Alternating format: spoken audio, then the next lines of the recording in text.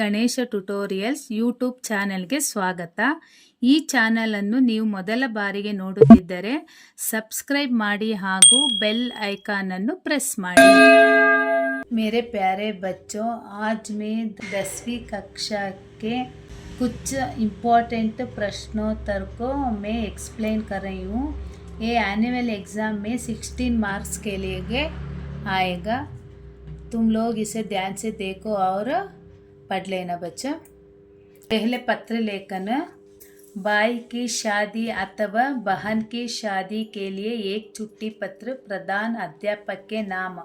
ಅಂದರೆ ಅಣ್ಣನ ಮದುವೆಗೆ ಅಥವಾ ಅಕ್ಕನ ಮದುವೆಗೆ ಹೋಗೋದಕ್ಕೆ ನಮಗೆ ರಜೆ ಬೇಕು. ಆದ ಕಾರಣ ಪ್ರಧಾನ ಅಧ್ಯಾಪಕರಿಗೆ ಒಂದು ಪತ್ರವನ್ನು ಬರಿಬೇಕು. ನಮಗೆ 3 ದಿನ ರಜೆ ಕೋರಿ.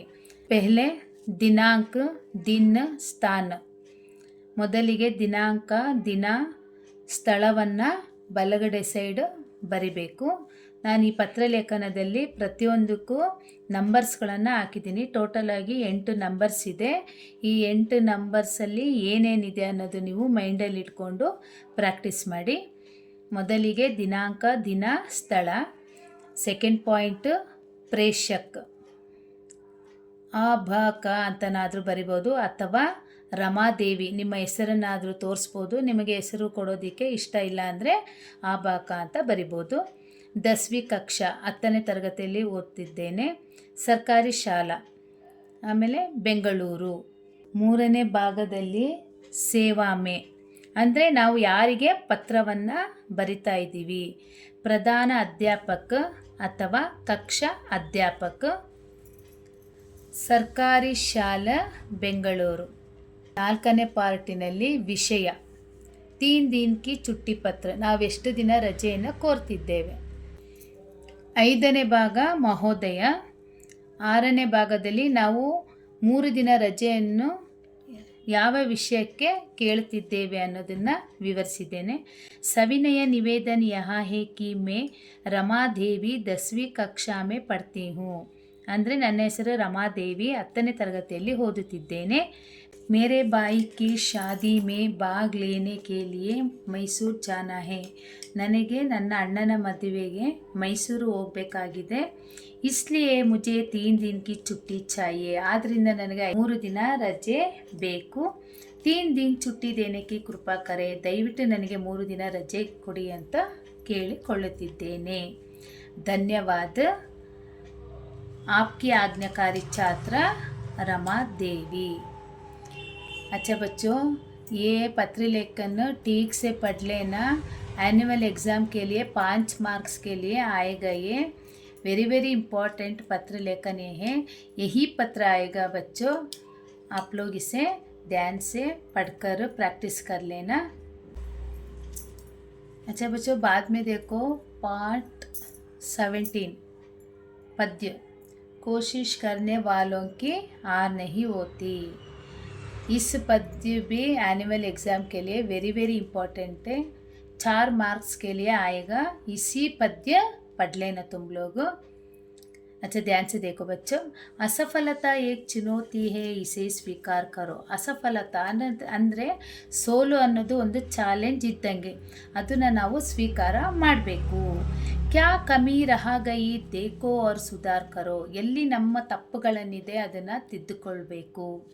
ಜಬ್ ತಕ್ ನಾ ಸಫಲ್ ಹೋ ನೀಂದ್ ಚೈನ್ ಕೋ ತ್ಯಾಗೋ ತುಮ್. ಎಲ್ಲಿವರೆಗೆ ನಾನು ಗುರಿಯನ್ನು ಮುಟ್ಟೋದಿಲ್ಲ ಅಲ್ಲಿವರೆಗೆ ನಾನು ನಿದ್ದೆಯನ್ನು ಚಿಂತೆಯನ್ನು ತ್ಯಾಗ ಮಾಡಬೇಕು.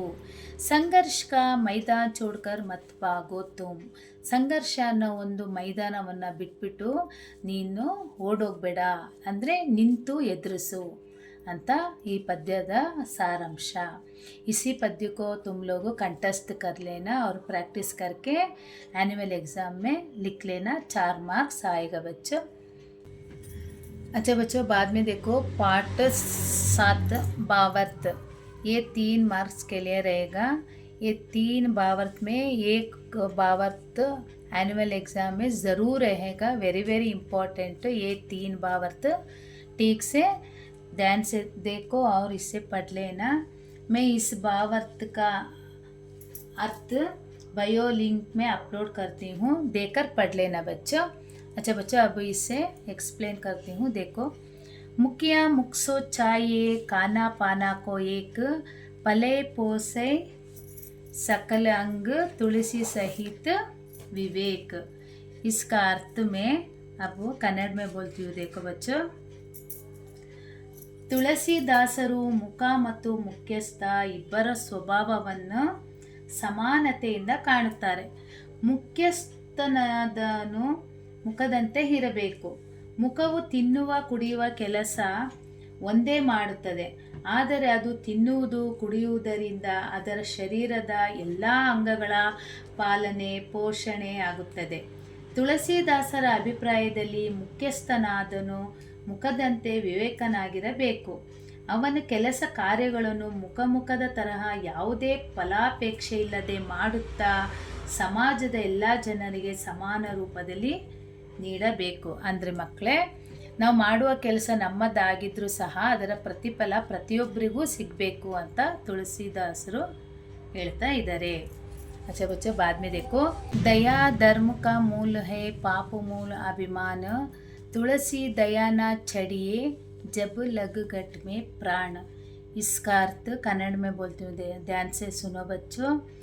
ತುಳಸಿದಾಸರು ಸ್ಪಷ್ಟವಾಗಿ ಹೇಳುತ್ತಾರೆ, ದಯೆಯೇ ಧರ್ಮದ ಮೂಲ, ಅಭಿಮಾನ ಪಾಪದ ಮೂಲ. ಆದ್ದರಿಂದ ಕವಿಗಳು ಹೇಳ್ತಾರೆ, ಎಲ್ಲರಿಗೂ ಶರೀರದಲ್ಲಿ ಪ್ರಾಣ ಇರುತ್ತದೆ, ಅಲ್ಲಿವರೆಗೂ ಮನುಷ್ಯನಾದವನು ತನ್ನ ಅಭಿಮಾನವನ್ನು ಬಿಟ್ಟು ದಯಾವಂತನಾಗಿರಬೇಕು. ಅಂದರೆ ಅಹಮ್ಮನ್ನು ಬಿಟ್ಬಿಟ್ಟು ನಾವು ಬೇರೆಯವರಿಗೆ ದಯೆ ಮಾಡುವ ಮಾನವೀಯ ಗುಣವನ್ನು ಹೊಂದಿರಬೇಕು ಅಂತ ಹೇಳ್ತಾ ಇದ್ದಾರೆ. बाद में देखो। राम नाम मनि दीप धरु जिहाद हरिद्वार, ತುಳಸಿ ಭೀತರ್ ಬಹಿರೋ ಜೋ ಚಾಹಸಿ ಉಜ್ಜಿಹಾರ. ಅಂದರೆ ಇದರ ಅರ್ಥ, ಇಲ್ಲಿ ತುಳಸಿದಾಸರು ರಾಮನಾಮದ ಮಹಿಮೆಯನ್ನು ಕುರಿತು ಹೇಳ್ತಿದ್ದಾರೆ. ಯಾವ ರೀತಿಯಾಗಿ ಮನೆಯ ಹೊಸ್ತಿಲ ಮೇಲೆ ದೀಪವನ್ನು ನಾವು ಇಡ್ತೀವಿ, ಆವಾಗ ಮನೆ ಒಳಗಡೆ ಹೊರಗಡೆ ಎರಡೂ ಕಡೆ ಬೆಳಕನ್ನು ಕೊಡುತ್ತದೆ. ಅದೇ ರೀತಿ ಹೊಸ್ತಿಲ ರೂಪದಲ್ಲಿ ನಾಲಿಗೆ ಇರಬೇಕು. ನಾಲಿಗೆ ಮೇಲೆ ರಾಮನಾಮದ ಜ್ಯೋತಿಯ ನೀಡುವುದರಿಂದ ಮನಸ್ಸಿನ ಒಳಗೆ ಮತ್ತು ಮನಸ್ಸಿನ ಹೊರಗಡೆ ಇರುವ ಜ್ಞಾನ ರೂಪದ ಬೆಳಕು ಹರಡುತ್ತದೆ.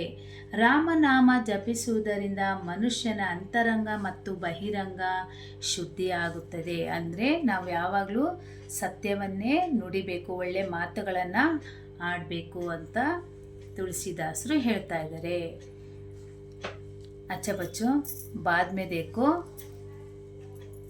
निबंध लेखन 4 मार्क्स, निबंध लेखन 4 मार्क्स सिगते। इंटरनेट का लाभ, सिर्फ लाभ को पढ़ना है तुम लोगों को, नष्ट का नहीं पढ़ने का।